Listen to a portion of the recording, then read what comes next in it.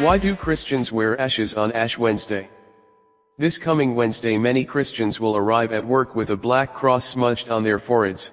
Countless more will slip into a church or a chapel during their lunch break or after work to receive the sign that tells the arrival of Ash Wednesday, the traditional start of the Christian season of Lent. As both a priest in the Episcopal Church as well as a historian of Christianity, I've come to appreciate many of the liturgies and practices that characterize the modern church and have their roots in ancient traditions. The practice of donning ashes is one of them.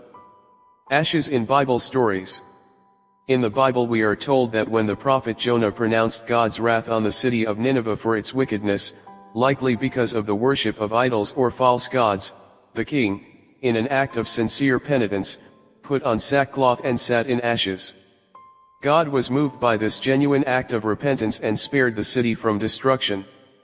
This story was meant to demonstrate that God is merciful and heeds true remorse. This spiritual dimension of ashes is emphasized all through the Bible. In the Gospel of Matthew, Jesus deplores the lack of concern for the poor and marginalized on the part of the establishment of the day, as he passes through some towns. He called out the hypocrisy of religious leaders who taught righteousness on the one hand, but lived lives of luxury and wealth at the expense of the poor on the other. At one point Jesus condemned the religious leaders as whitewashed tombs, which on the outside look beautiful, but inside they are full of the bones of the dead and of all kinds of filth. When pronouncing these judgments, Jesus makes reference to sackcloth and ashes as a form of penitence. How the practice evolved. As early as the 9th century the Church started to use ashes as a public demonstration of repentance for sins. It was only in 1091, however, that their use was ritualized. Pope Urban II decreed the use of ashes to mark the beginning of a 40-day season of Lent, a time when Christians imitate Christ's 40-day period of fasting. This period is said to have prepared Christ for his 3-year ministry that would culminate in his arrest, crucifixion, and resurrection. With the Protestant Reformation of the 16th century, the use of ashes generally fell out of favor in non-Catholic denominations. However, it returned in the 19th century when many Protestant churches entered into intentional dialogue with each other and with the Catholic Church, a phenomenon that is called the ecumenical movement.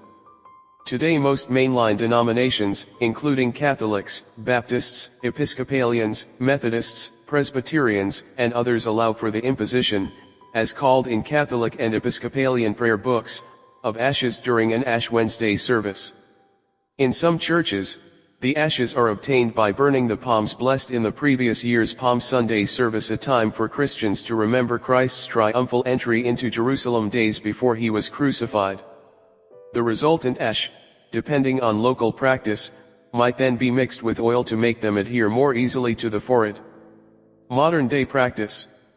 In recent years several churches have put a new spin on the traditional Ash Wednesday service by providing what has been called ashes to go.